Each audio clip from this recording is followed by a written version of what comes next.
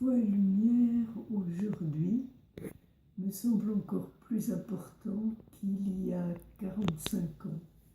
Il s'agissait d'intégrer la personne handicapée dans l'Église et dans la société. Des progrès considérables ont été effectués. Mais en même temps, des choses très graves se sont produites. Jamais la personne handicapée mentale n'a été aussi menacée et même aussi radicalement supprimée que maintenant.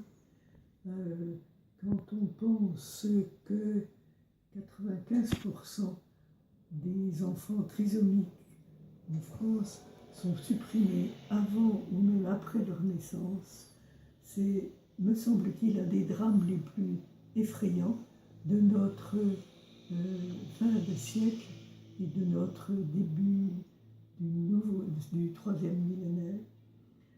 Je pense que nous avons le devoir, tout spécialement, puisque la personne handicapée nous a été confiée, d'agir et de prier pour que ces lois iniques, on est très peu puissant, mais on est aussi puissant, pas simplement par des actions politiques, des manifestations, même si elles sont nécessaires, mais nous sommes particulièrement importants pour dire dans la communauté combien nous constatons que la personne handicapée a des dons extraordinaires à transmettre pour que notre monde soit plus humain. Un monde où chacun est lui-même considéré comme unique. Une communauté Foi et Lumière, c'est une école d'amour où chacun se transforme et où on peut dire que je ne suis plus comme avant. Moi, je sais que personnellement, quand je vais à ma rencontre de communautés, souvent fatiguées, je reviens transformé par la bienveillance de chacun qui ne voit pas, qui voit mon cœur et qui ne voit et que la beauté de mon cœur. Très rarement on voit des critiques. Le plus souvent, c'est beau, c'est bien, et on se sent transformé et porté. Pour les personnes handicapées, et les parents, Foi et Lumière est un lieu très important. Je me souviens que de cette communauté qui avait dit on n'a plus de responsables, on n'en trouve pas, personne ne veut être responsable, donc il faut se rendre à l'évidence, on va supprimer la communauté. Et il y avait un des jeunes de 18 ans qui était là, qui dit moi j'ai quelque chose à dire. Foi et Lumière, j'ai besoin de Foi et Lumière. Donc, si personne ici ne veut être responsable de communauté, moi, j'accepte d'être le responsable de communauté. Parce que Foi et Lumière, c'est une nécessité. Je pense que plus ou moins c'est vrai, que ça change la vie en particulier des personnes handicapées qui sont complètement... Chacun de nous est transformé. Donc, des communautés, des écoles d'amour, des écoles aussi où on est appelé à donner le meilleur de nous-mêmes. Et des communautés aussi où nous sommes appelés à en inviter d'autres. Nous avons reçu un trésor merveilleux, nous n'avons pas le droit de le garder pour nous. Nous avons la mission de le faire grandir, rayonner et s'approfondir toujours.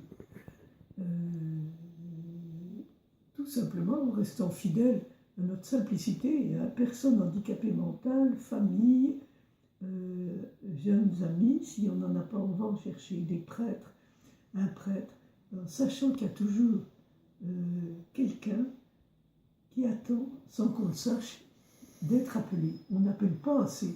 Nous sommes bien dans notre petit cocon. Non, nous ne sommes pas bien dans notre petit cocon. Nous ne sommes nous-mêmes que quand on appelle de nouvelles personnes. Et qu'on lui dit simplement, viens et vois. Tu viens à une rencontre de communauté à deux, et puis tu nous dis comment on se sent. Mais ne pas cesser d'appeler de nouvelles personnes. Dans notre communauté, il y a presque toujours une personne nouvelle, et qui ne va peut-être pas rester, mais qui va avoir le cœur transformé simplement parce qu'elle a vu, et qui dit « je ne pensais pas que c'était possible ». Il y a un groupe aussi heureux avec des personnes souffrantes, considérées comme, encore par beaucoup, comme des ratés.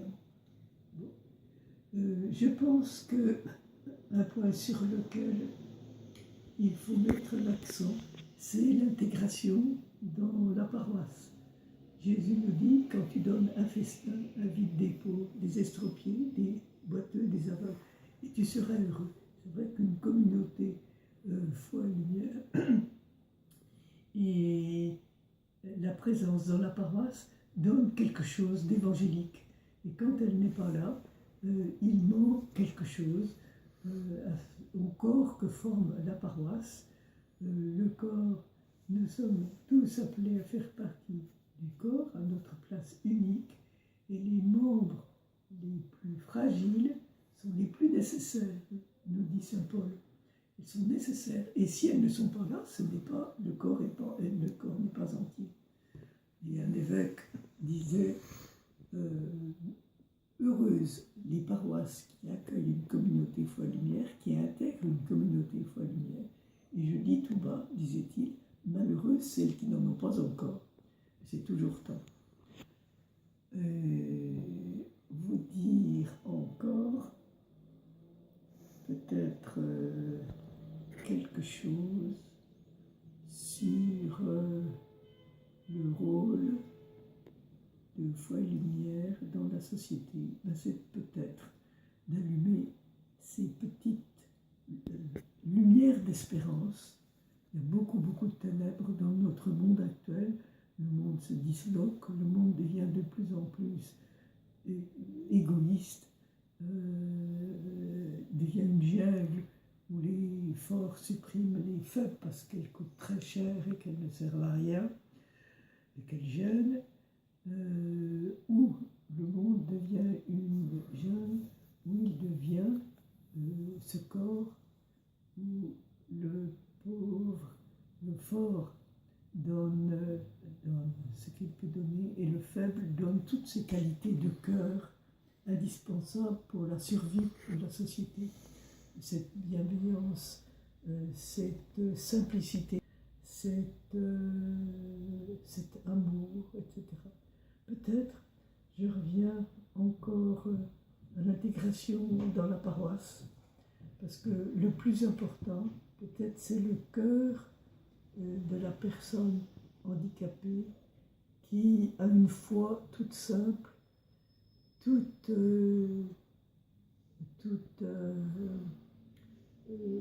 sans complications intellectuelles. C'est François qui, après sa première communion, qui était une très belle cérémonie, sa maman accueille la famille, dont le parrain glisse à la maman. Quelle belle cérémonie, mais quel dommage que ce pauvre petit n'ait rien compris. François a tout compris, il voit les larmes de sa maman, il s'approche d'elle et lui dit « Maman, t'en fais pas, Dieu m'aime comme je suis. Dans Dieu m'aime comme je suis », ce que les théologiens passent son temps à essayer de dire, lui, il le dit de son cœur. Et des jaillissements, ces fioretti, viennent aussi transformer nos cœurs. Bon, attendez, j'avais quand même encore quelque chose à dire sur la Constitution, parce que vous allez, cette réunion est très très importante quand vous vous retrouvez tous représentant le monde pour voir qu'est-ce qu'on va faire dans les années qui viennent de foi et lumière. Je voudrais juste dire un mot de la Constitution.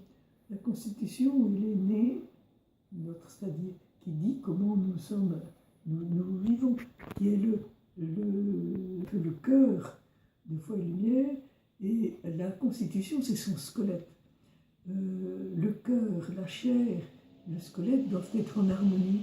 Nous sommes quelque chose de si simple. C'est pas large, hein, nous sommes une petite communauté de 20-30 personnes, pas trop plus, parce qu'il faut que chacun connaisse chacun par son nom. Et au-delà de 25-30, c'est guère possible. On se retrouve un groupe sympathique, mais il n'y a pas cette relation personnelle de chacun à chacun. Donc, rester à un nombre familial, à un nombre de relations humaines possibles. De garder ce qui a fait notre naissance, les 3/4, parents, famille, personnes handicapées, amis, et le prêtre est toujours soucieux d'aller chercher ceux qui nous manquent. Je vous l'ai dit, ils sont présents quelque part. Il faut rester fidèle aussi à nos 3 temps, nos 4 temps de la rencontre, la prière, la fête, le partage, l'amitié, qui fait que la vie est transformée. Quand là où il y a un ami, il y a un chemin. Et le temps de la fidélité, entre chaque rencontre, un mois, c'est beaucoup, beaucoup. Il faut qu'entre chaque rencontre, on puisse avoir ce lien qui dise à chaque personne, tu n'es pas tout seul, tu te souviens que tu es là. Il faut que notre structure soit simple, souple et légère. On a toujours dit, nous sommes quelque chose de si simple, il faut que notre structure soit simple comme notre simplicité.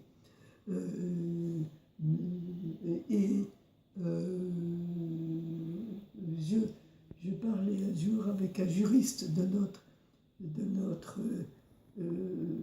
qui venait de changer, notre constitution qui venait de changer, et elle m'avait dit, mais je suis surpris par votre constitution qui est trop lourde, trop compliquée. En fait, foi lumière, c'est quelque chose d'infiniment simple, et quand je vois la Constitution, je me dis, c'est pas en harmonie. La foi lumière, en soi, c'est une, je dirais, je comparais à une colombe, et votre Constitution, c'est un peu un dinosaure. Il faut que vous trouviez le moyen que la Constitution dise l'essentiel, c'est-à-dire aide à la formation et à l'unité, et